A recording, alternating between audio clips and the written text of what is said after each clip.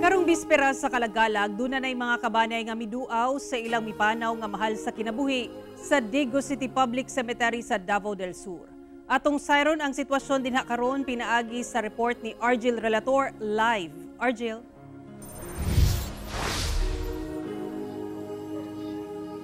Sara, dili pa nga nakadaghan ang mga nibisita karong adlaw dinhi sa Digo City Public Cemetery sa Davao del Sur apan nauman nga ugma sa adlaw mismo sa Kalagkalag hangtod na sa petsa 2 ang pagdagsa sa mga mobisita aron nga mudagkot ug mohalad pagampo sa ilahang mga minahal sa kinabuhi nga nipanaw na.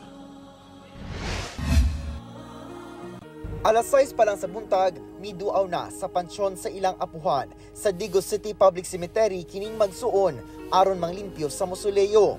Nang hinlo na sila daan sa gilauman nga pagbisita sab sa ilang ubang kabanay ugma. Niiwas mi sa karagadong sa tao, manang karon mamintas mingaw pa.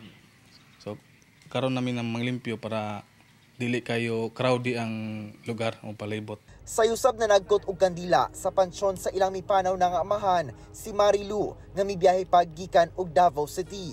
Gidayig sab niini ang kahapsay sa sementeryo. Sa una manggod kay katong diri man jud mino di ambi sa para ra puyo. Di manggod kay ito limpyo sa una na pay mga pitong mga kabaong pa makita nimo na ka mga bulak na kwan. Karon siya okay naman siya, limpyo man siya. Sumala sa Office of the City Economic Enterprise Manager sa Digo City LGU, ginasiguro nila nga maintain ang kahinlo sa maong sementeryo aron hapsay alang sa mga bisita sa ilang mipanaw nga mahal sa kinabuhi. Gani nakalinya ang ipanglubong sa apartment type nga pansyon ug dunasab na ka mausoleo. Han ay sab ang usa ka libo ka krus nga sama sa anaa sa libingan ng mga bayani. Gipanglubong sa matag krus ang mga ipangbalhin nga bukog niadto pang dekada 60.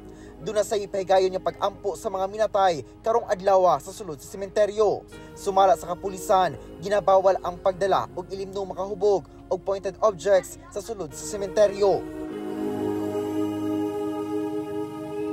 Sara, sa gipaskil nga Undas Advisory 2023 sa LGU din sa sementeryo karon lang hapon, nakalatid didto nga alas 6 sa buntag hangtod alas 6 lamang sa gabi mag-abli ang gate sa sementeryo gikan karong adlaw hangtod na sa November 3. Sara. Okay, dagang salamat, Argil Relator.